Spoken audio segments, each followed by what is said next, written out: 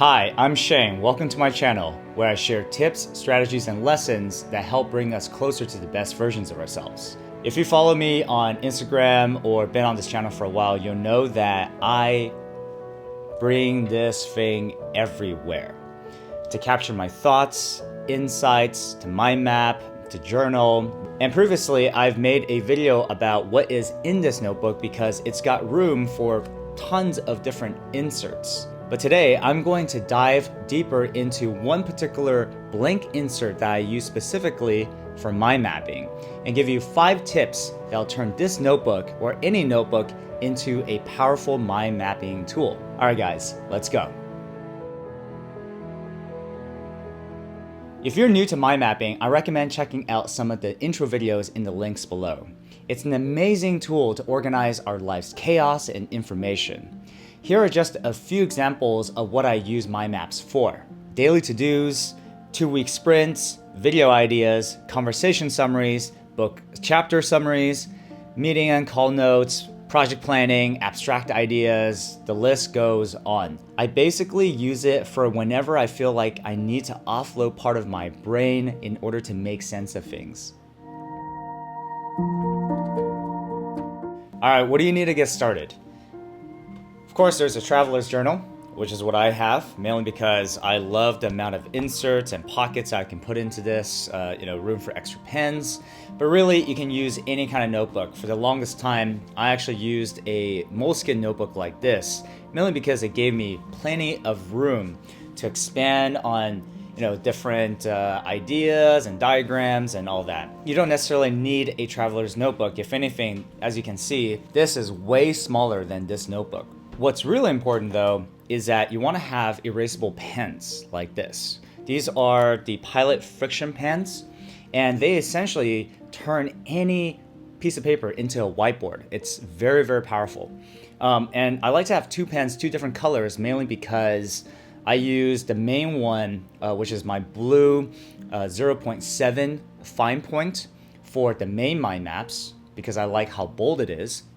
And then I like to use an extra fine 0.5 red or high contrast color pen in order to make all the annotations to make the mind map much easier to read and decipher later. One thing to note about mind mapping on a confined space like a notebook, especially a traveler's notebook that's so narrow like this, is that I don't use them typically for big meetings that require a larger space for mind mapping, right? So this is good for kind of like daily planning stuff or conversation summaries, as well as random offshoots of different projects.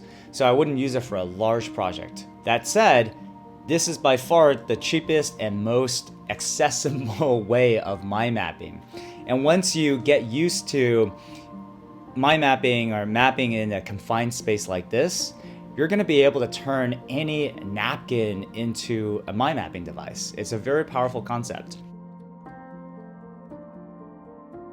Tip number 1, choose where to start wisely. Because the first thing you're going to notice about mind mapping in a traveler's journal is just how small of a space you're working with. There's some serious space constraints, right? For reference, a Moleskine journal that I usually do my mind maps in is like this big, right? It's this big, which is the size. Each page of this is the equivalent of both pages of this. So you can either think of it as a bad thing, space constraints, or I prefer to actually think of it as working with fewer topics and being more focused, which changes the nature of the kind of mind maps I'm able to create, essentially, in this notebook. It's not going to be like Notability, an app where you have an infinite canvas. You have a very limited canvas here. So choosing where to start in your on this page is critically important. So here I have 2 one-page mind maps. One is a conversation summary with one of my friends. Another one is a project planning, basically upcoming initiatives, right? Both of which fit neatly in just one of the pages. So sometimes I'll actually have half-page mind maps. For example, to-do mind maps, to-do lists, which really just take up half a page. It doesn't even need the whole page. And then sometimes I've got a book summary like this, right? With different chapters, trends, solutions, highlights, whatever it is. The key thing here is know what kind of mind map you want to create. Is it something that's going to require a lot of expansion, right?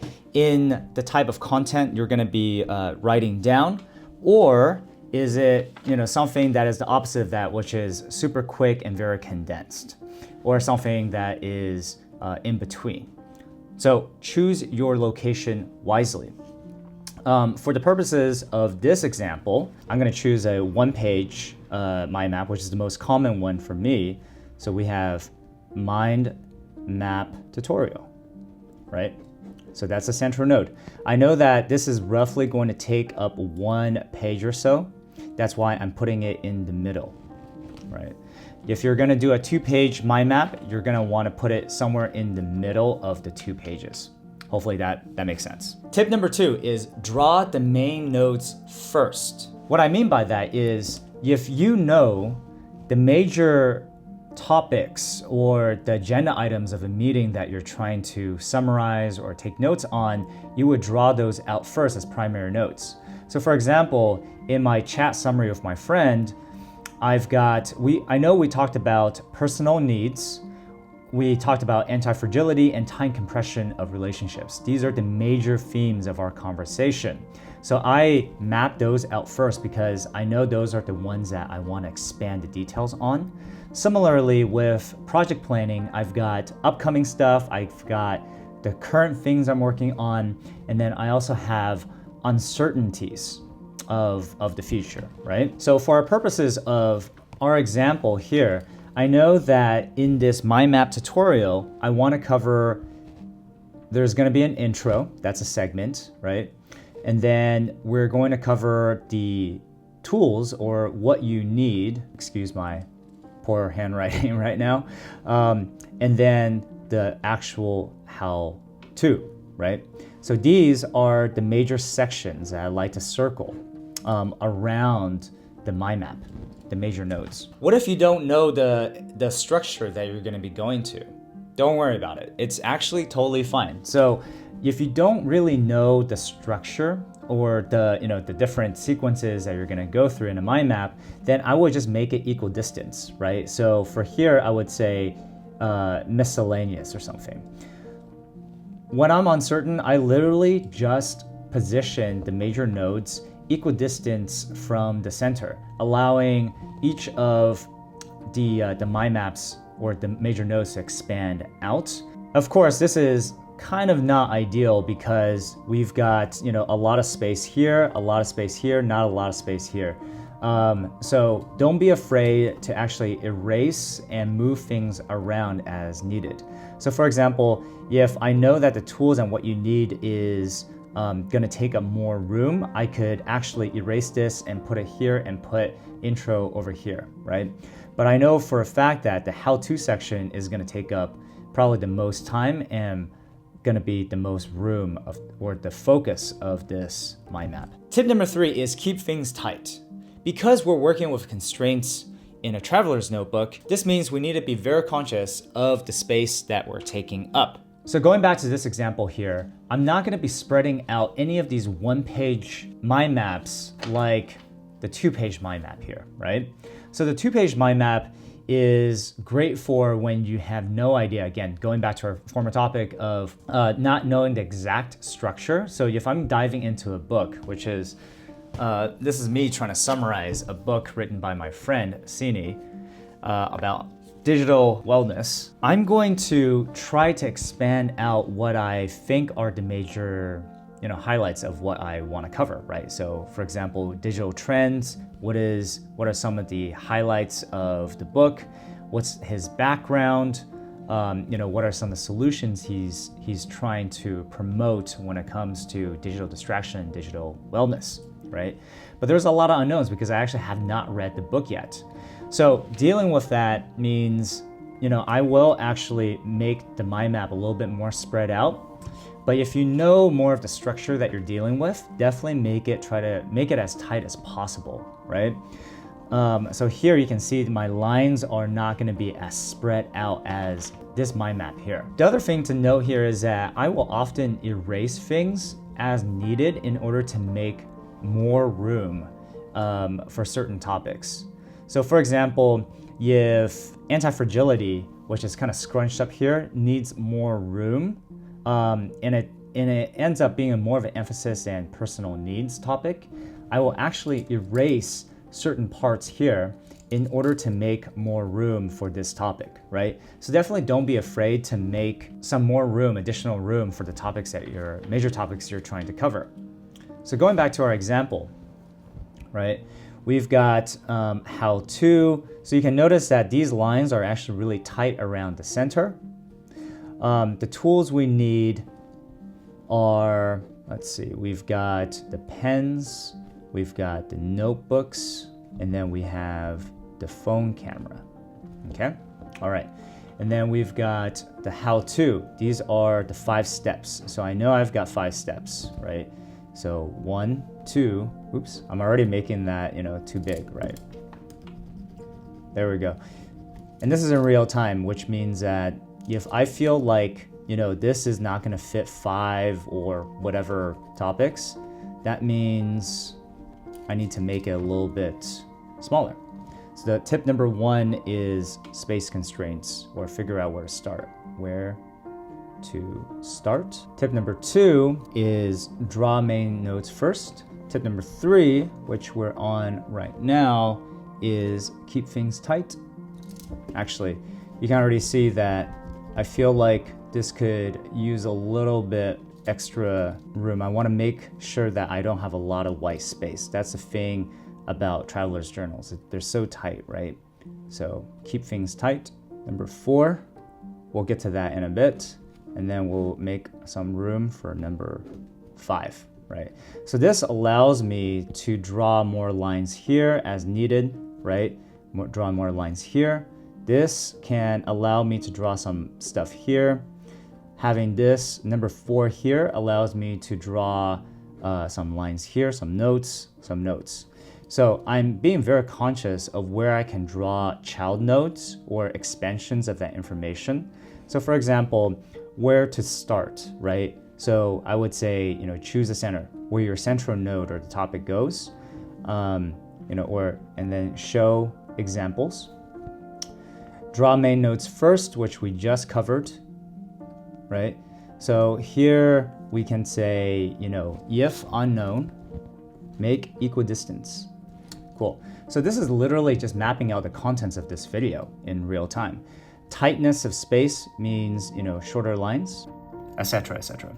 So yeah, basically just give yourself enough room and try to keep the lines as short as possible, unless, of course, you need to actually funnel down or link down to a different part of the page that actually provides more room for the content that you're trying to map out. Number 4 is annotation is your best friend when it comes to tight spaces. And for that, we're gonna use the red pen, right? Your secondary color. The 4 types of annotations that I commonly use are prioritization numbers, arrows, text, and symbols like stars or exclamation marks or question marks, right? So let's go back to our example. The reason why I like using the fine or 0.7 is that in the main drawings, I like to see it bold and dark, whereas I use red and extra fine to make those fine little details. So basically that contrast between the two are really important. It makes it super easy to actually see some of the details and highlights, right? The other reason why I like using extra fine is so that I can make, again, you're working with space constraints here. So every pixel literally matters. So I wouldn't be able to draw these fine arrows or use these fine print if I were using this thicker pen. So let's go through the annotations one at a time. The first one is prioritization numbers. And you can see here I've got 1, 2, and 3. These are literally to denote a particular sequence that I want to do, right? So let's see how that stacks up over in our real-time example. So my map tutorial, right? I know that the intro is gonna come first, and therefore that's gonna be the first one. And then tools and what you need is number 3, and the actual how-to and tutorial is gonna be the next one. Miscellaneous, we don't need to number that. Therefore, this is kind of the sequence. The other thing I like using this is in to-do lists, for example, right? So that I can use, for example, finalize intros, film 2 episodes, message my editors, etc., etc. So this should actually be number 3. So this is really useful for to-do lists, but also denoting a particular sequence that you want to go down. The arrows really help connect the dots. That's literally what they're for. I like using directional arrows so that I know how to funnel things around. So for example, with my upcoming initiatives and my website launch and newsletter launch and podcast, here there is almost like a sequence, a rhyme to this madness, which is I'm already having these amazing conversations with the people that I'm meeting as well as with friends, which means that, these are eventually reaching YouTube, but the video creation process takes so long for me to get to that a newsletter or writing just makes so much more sense. That I can basically share with you these new insights and learnings on a weekly basis rather than waiting for like 2 weeks or even a month for it to translate into a YouTube video. And sometimes I'm thinking, well, if I'm having these already, then might as well capture them in a podcast in real time so you can even just listen to the raw conversations, right? So these meetings and conversations can then be funneled over to both the podcast and the newsletter, which the newsletter can act as a summary of the podcast. And the newsletter itself, because I like writing, I write and journal anyways every single day, these can then be the basis of new YouTube videos. So there's a whole funnel process going on. The other thing is that you'll see here, I tend to ask why during project planning. So this annotation or this very fine pen allows me to write literal paragraphs on a very small space. Like, why do I want to do newsletter? I have so many thoughts and learnings already, so I might as well share with you.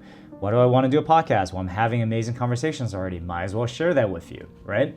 So these annotations really allow me to drill down on many aspects of a particular mind map. And then number 4, the 4th annotations I use are symbols or stars and exclamation marks.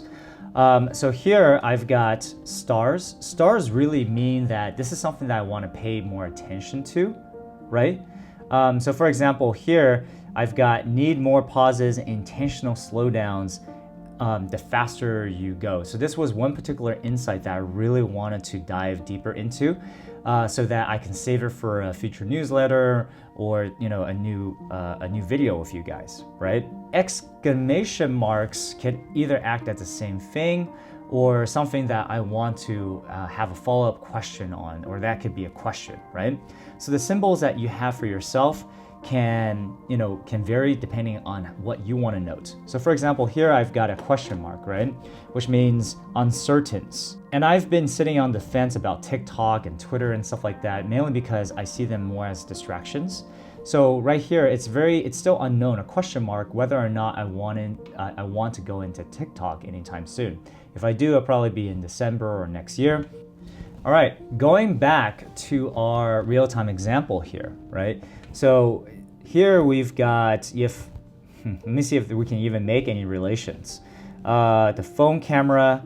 All right, so this is actually going to come into, I'm actually gonna share with you right now, which is, capture ideas, right? So the phone camera is actually going to capture the ideas, which I will go into in a bit. The notebook and pens, which we just talked about here, which is to annotate. So this I can connect down here, right?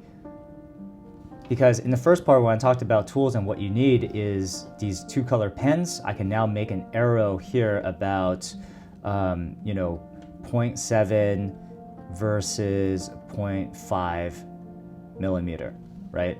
And all the 4 different annotations that you can make using, or all the fine words that you can actually make using this very extra fine pen right here. Number 5, and the final tip, is to take a picture of your mind map with your smartphone. The reason is twofold. The first one is that these pens, while they're erasable, which is great and turns any piece of paper into whiteboard, they are very heat sensitive, which means that if you leave your pens or your notebook, in fact, under really intense heat, let's say right in the passenger seat of your car under full summer heat, it's very likely that some of the text will actually fade, right? That's a heat reaction of this particular type of ink, is that it's heat sensitive. But don't worry too much, because these will eventually come back if you put them in the freezer. Basically, you just have to cool the temperature down substantially in order for the ink to rematerialize. However, it would be very annoying not to have that on hand if you're relying on this notebook and mind maps, right? The other thing is it's just easier to reference on a desktop. There are times in which I've mind mapped out, entire meetings or created a framework for websites or products that I actually just want it to be on an external monitor while I'm actually creating something, right? So let's say I mind mapped out the structure of a blog post. Well, eventually I'm gonna have to go back onto my desktop to actually type it out. So might as well take a picture of that mind map and then open it up in a desktop or show it to friends or share it with colleagues down the line. It just makes sharing so much more seamless. I don't know about you, but I actually think mind mapping in traveler's notebooks and by hand is actually really cool. Just very aesthetically pleasing. And there are many times in which I just share with friends or even on Instagram stories in real time right after I made one. There you have it. These are the 5 tips on getting started in mind mapping in your traveler's journal or whatever piece of paper that you have, because honestly, if you're able to mind map in a traveler's journal and work with that space constraint, picking up any piece of paper with a pen, it's gonna come almost as second nature after a while, right? And that's actually why this has been my go-to for all my mind mapping needs. Thank you so much for joining me today. If you found this video useful, feel free to subscribe for additional videos about mind mapping and the occasional life lessons that I like to share to help us become more balanced individuals in both the professional and the personal front. As always, take care, and I hope to see you guys next time.